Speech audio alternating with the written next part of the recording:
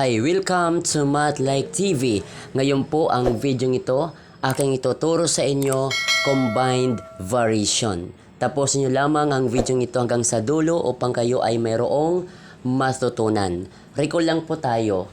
Dito ating makikita ang mga types of variation. So, direct variation, inverse variation, joint variation. Ito ay aking naituro sa inyo. Kaya ito yung panghuling uri ng variation, kung tawagin natin ay combined. Kaya dito sa nakikita nating direct, inverse at joint, ito yung involved dito sa combined variation. Kaya tinawag na combined kasi itong tatlong ito ay dito mag-a-appear. Kumbaga pinagsama na po sila. Okay? So, yan ang ating ngayon pag-aaralan, itong combined variation. Ngayon po ang ating objectives. Una, define combined variation. Pangalawa, translate into variation statement a relationship involving combined variation between two quantities. So yan po ang ating objective sa ating video lesson na ito. Now, without further ado, atin nang simulan.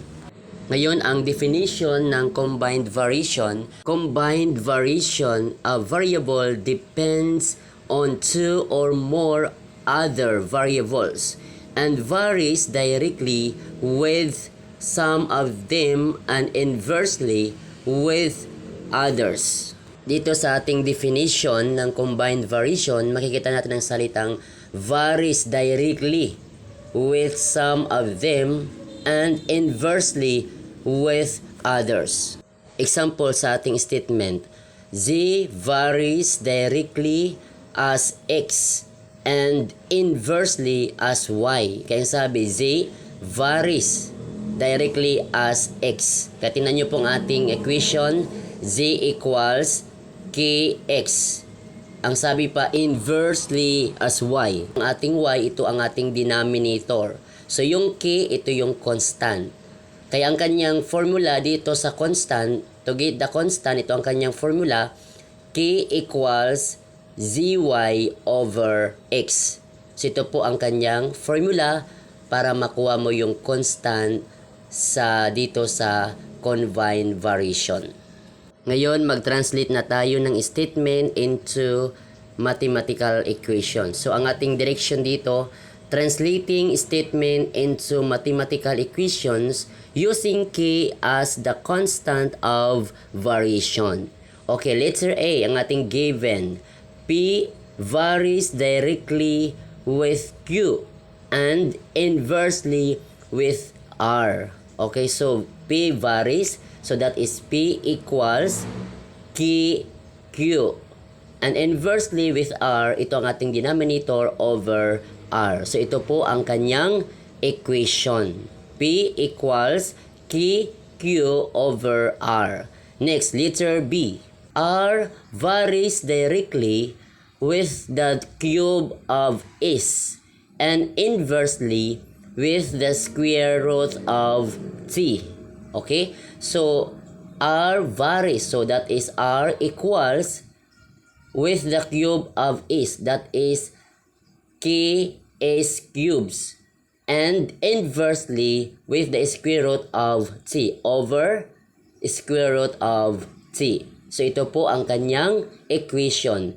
R equals KS cube over square root of T. As letter C, W is jointly proportional to the square of X and the cube of Y, and inversely proportional to the square of Z. Okay, so W is jointly proportional. So ang ating equation dito, W equals KX squared.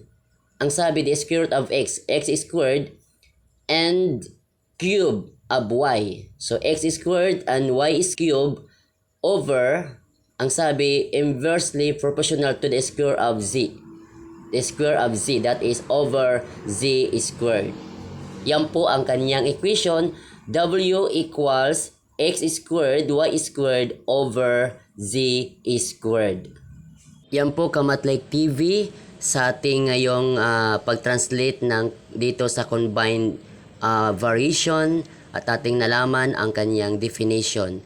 Next video po tungkol pa rin dito sa combined variation, ituturo ko po sa inyo kung paano ang pag-solve ng combined variation at kung paano ang pagkuha ng kanyang constant. Okay, so ngayon kung meron kang natutunan, pakipindot naman ng like, at kung bago ka pa lamang sa akin channel, pakipindot naman ng subscribe, maging ang bell notification upang ikaw ay laging naka-update sa mga bagong video ni upload sa akin channel na ito. Maraming salamat po sa inyong panunood.